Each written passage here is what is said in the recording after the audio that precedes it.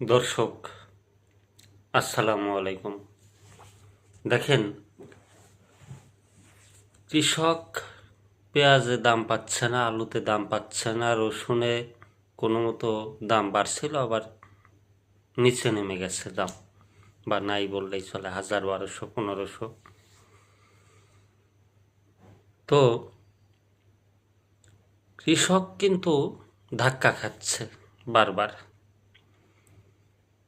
সে যাই হোক না কেন ধাক্কা খাচ্ছে। সারের দাম বেশি, ফসল ফলাতে যে পরিমাণে খরচ হয় সে পরিমাণে ওঠে না। তারপরও এর মধ্যে কিছু কিছু কৃষক লাভবান হচ্ছে, যারা নিজেদের কাজ নিজেরাই করতে পারে। তারা ছাড়া বেশিরভাগ কৃষক যারা সব কিছুই টাকা বিনিময়ে করতে হয়, তাদের কিন্তু সবই লস।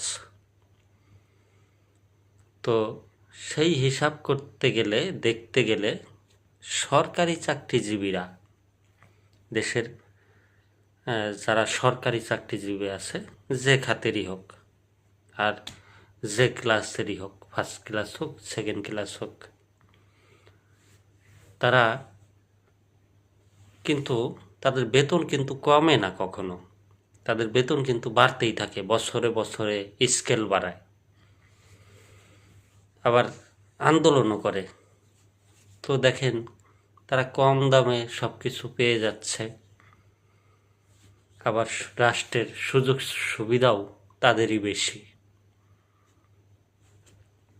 এই বিষয়ে আপনার কোনো মতামত থাকলে অবশ্যই কমেন্ট করে জানাবেন। কৃষকের পক্ষে দুইটা কথা লিখে যাবেন।